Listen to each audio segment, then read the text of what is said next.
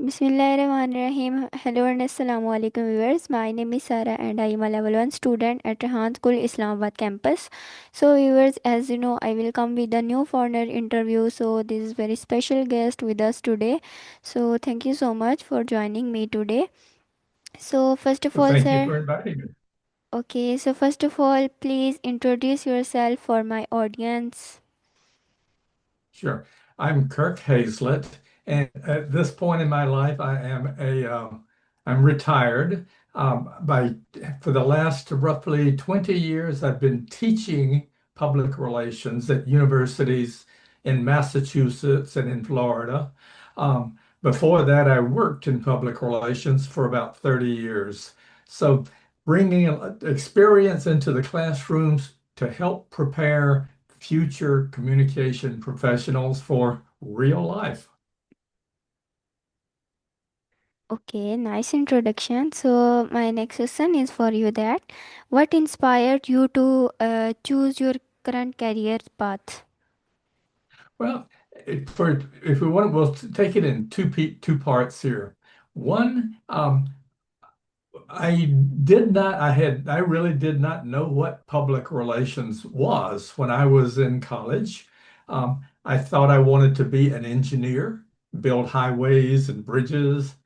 And so I applied for a university that specialized in engineering, was accepted, and took the very first course, Introduction to Engineering, and discovered I did not like it.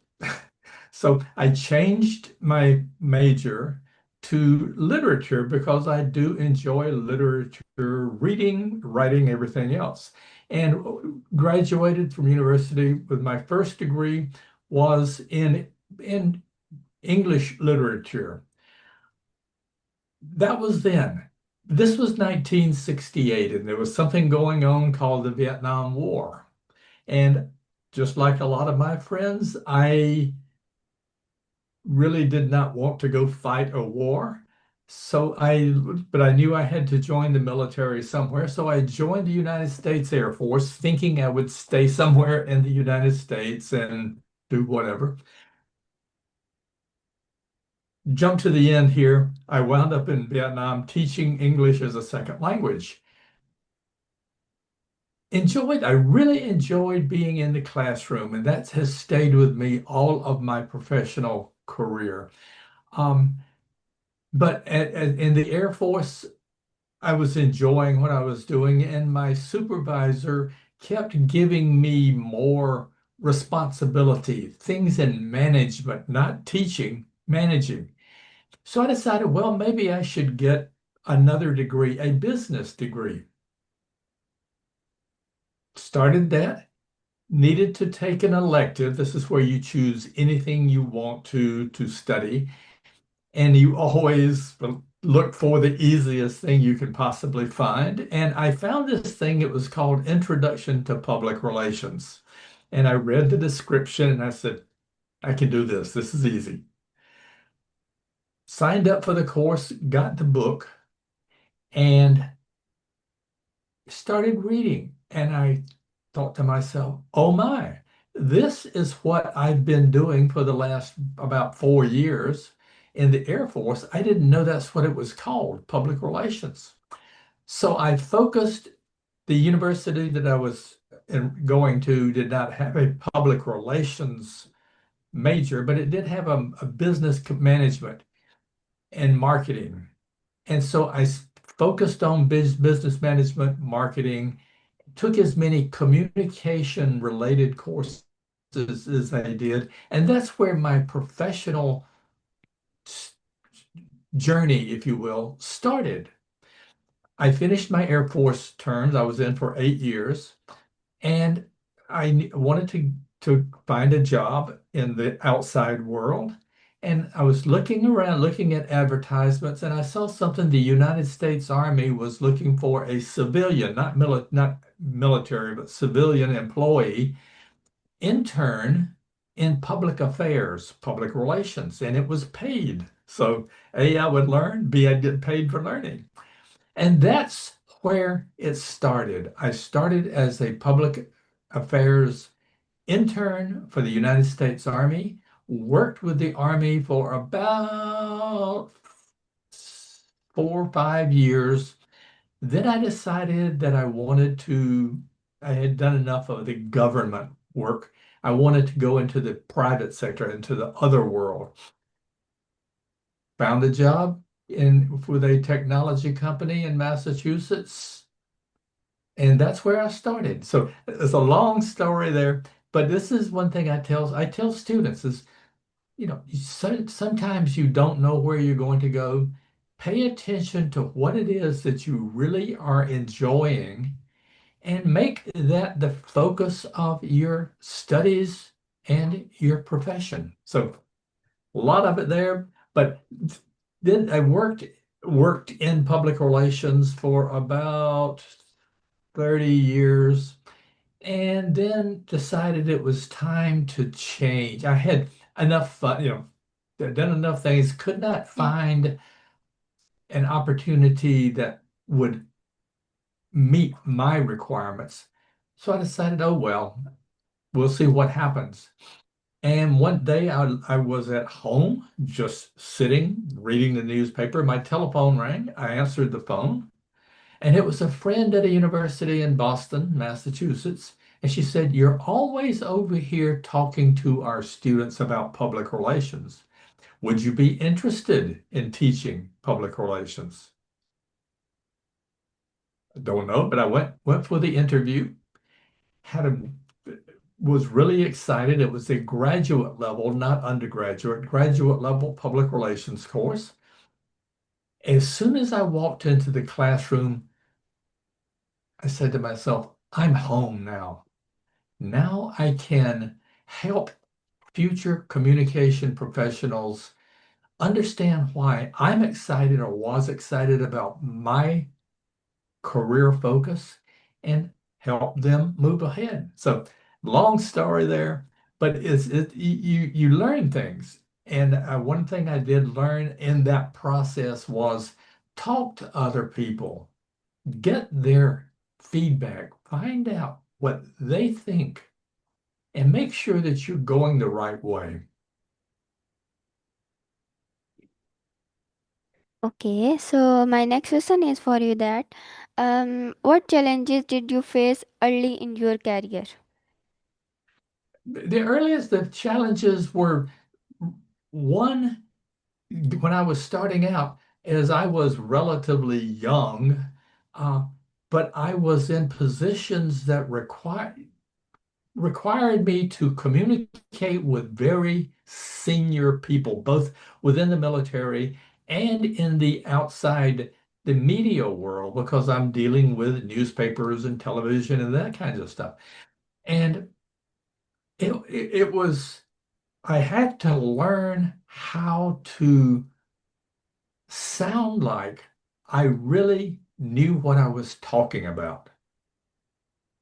I'll tell one last story here. Is back when I was in the military, I was an enlisted man, a sergeant, um, but I was working with officers, military officers, and one day some of my superiors, my officers that I worked with, were having a conversation with a fellow.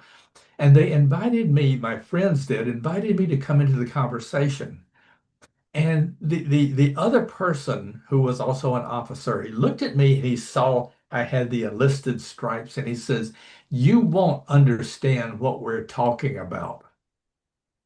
And sorry, did I get, but one of my friends, officer friends, said, "Sir, the sergeant here has 3 degrees. He's helping us study to move up in the military. He knows what you're talking about." And that really was a lesson for me is don't assume, just don't say, well, they'll know what I'm talking about. Be sure you've done your homework and you know what you're saying so that they can't use the excuse of, well, you don't know what you're talking about. So it was a challenge, but it helped me to move ahead and helped me to build a good reputation as a communicator.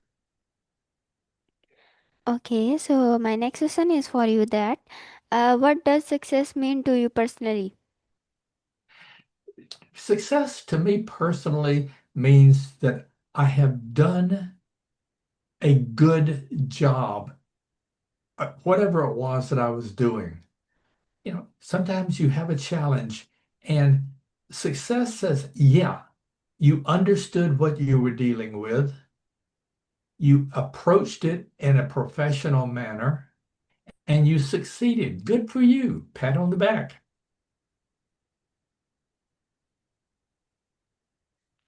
Okay. So my next question is for you that how do you see cultural differences impacting work environments? I'm sorry, how do I? My next question is how do you see cultural differences impacting work environments? I,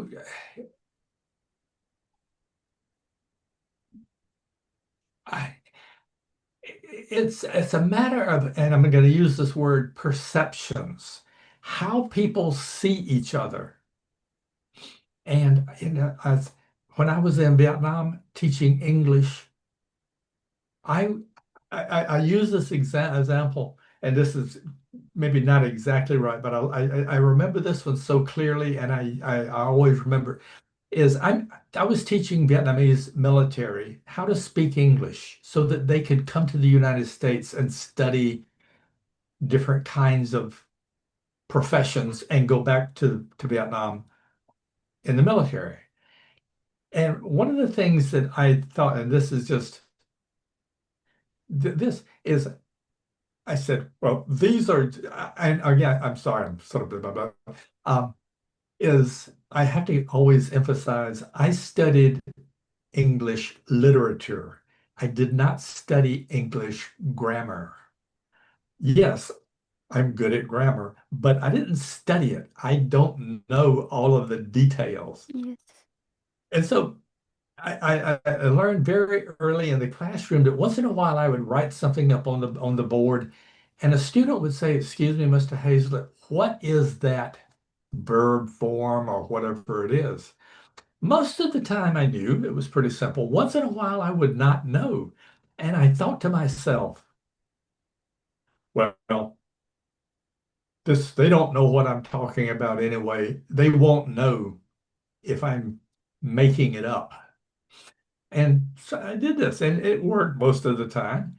And then one day in one of the classrooms, I wrote something, a student asked the question, I gave the answer, and a very quiet voice in the back of the room, "Excuse me, Mr. Hazlett, you're wrong." I remember his name. We're 1973. I remember his name. 72, I'm sorry. Mr. Fu. Okay, Mr. Fu, if I'm wrong, what is the answer? And he started explaining. And I knew probably two sentences that he knew what he was talking about. Mr. Fu, how did you know that? Well, before I was drafted into the military, I was a professor of French at the University of Saigon. I have a PhD in French, and I studied English. Now, I tell that story because I said, okay, these are Vietnamese. They don't know my English. They don't know what I'm talking about. And yeah, that's a very sort of a fine line, but it made me aware. Don't just assume because someone is not from your state, your country, your profession, don't assume they don't know what you're talking about. There are some very smart people all over the world, and you need to be aware of this. I travel to Asia a lot. I go to Taiwan almost every year. And I try to meet with university professors and business people, and I always come away from the meetings going, wow, they really know what's going on. So it's there here, and you really have to understand that maybe they've studied in a different language, in a different social setting, in a different cultural setting, but the challenges are the same everywhere, and we all have to deal with it. Okay, so my next question is for you that what is your daily routine like? My daily routine Yes. at this point in my life, I'm retired, so my daily routine is waking up. And here's the one thing that has never changed, and this is something I share with students all the time. I cannot go through the day without knowing what's happening in the world. So I get up in the morning, I have a cup of coffee, and I go on to the internet and look at the news. I look at the local news, the area where I live here in Florida. I look at the national news to know what's going on in the United States. I look at the international news to know what's going on in the world. Because when I was your age, starting out here, communication was very narrow. We didn't have computers. When I was a child, we just had gotten television. The only real medium we had when I was a kid was radio. Today, I mean, you're on one side of the globe, I'm on the other side of the globe, and we're talking to each other. So I say that just as sort of getting started here. I want to know what's happening because someone somewhere is paying attention to what I am saying and they're going to respond. One last example here. Well, again, I was in Taiwan on vacation one time, a few years ago, and I made a comment about having met some fellow for coffee and our conversation. And I referred to him in a different, certain way and posted it on Facebook. 5 minutes later, someone had responded angrily, very mad. You don't know what you're talking about. You referred to this person as this. That is not the correct way to do it. And it really taught me the lesson that today people everywhere are immediately aware. And I cannot go through the day without knowing what's going on in Europe, what's going on in Asia, what's going on everywhere. So news, news, and more news. Okay, very nice answer. So my next question is for you that how do you stay mentally strong during tough times?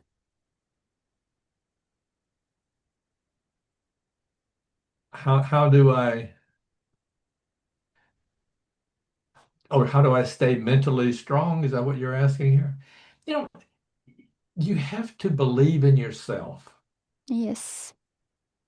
That's, I think, and that is a very difficult lesson because we're all going to make mistakes. And sometimes we're going to make mistakes that do have some very serious consequences. Something happens that maybe is not too good.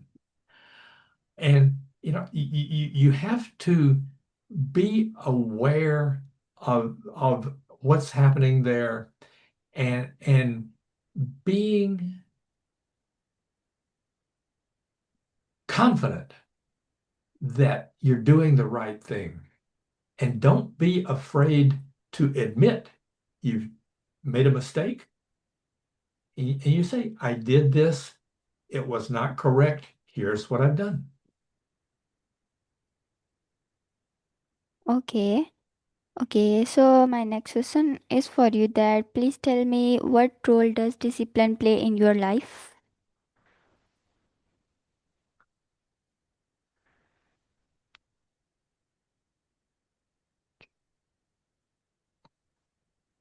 I'm sorry, if you could ask that one more time, please. Yes, my question is, what role does discipline play in your life?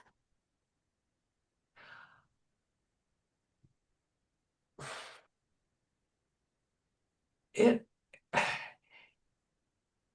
it helps me to understand when things don't go the way I thought they would go or that I hoped they would go. And this is difficult.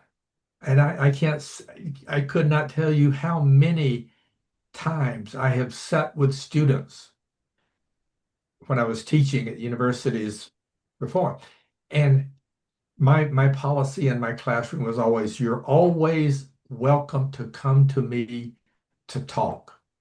You don't have to have a program or something. If you just need to talk, come. And I can't tell you how many times there would be this knock on my door. Can we talk? Sure. And the thing is that it's just it helps you to understand that think not everything goes the way you want it to go, and what you have to do is be ready and willing to make changes if necessary. Um, or if you really think you've done the right thing, to communicate why you think you've done the right thing. Okay, sir. So our interview time is end. So please give me last advice for my viewers, for young people, for students. Absolutely. Thank you. My advice is just this. Don't sit in your room wondering what's going to happen. Get out. Talk to other people. This is a lesson I learned very early. When I was growing up, I didn't really talk to other people. I kind of did what I thought I wanted to do or should do. I learned over time that I really need to hear from others what their experience has been and make sure that I'm on the right path, that I'm going the right way. One last quick story here, and it's not really about careers and stuff, but when I was in university, college, my first time, I was at university and I was standing out in the hallway, doing nothing, waiting for a class to start. And the professor came by and looked at me and said, "You come into my office." I go into his office and he reached up on his bookshelf and stuck a book in my hand. And he says, "I don't ever want to see you standing around doing nothing. Read this book." Now, the book was Halil Gibran, The Prophet. That has been one of my go-to books all my career. The philosophy of life. But this is just it. Don't sit there in your dark room and say, "Oh my, it didn't work. I'm a failure." No, you're not. Talk to other people and get their advice, get their help, get their guidance, and succeed. Okay, okay. Thank you so much for such an insightful conversation. Your word will surely inspire many people. So, viewers, this is our interview. So, I hope like it. Meet with the next conversation and the new foreigner interview. Stay safe and Allah Hafiz. Okay. Thank you very much. Thank you for everything.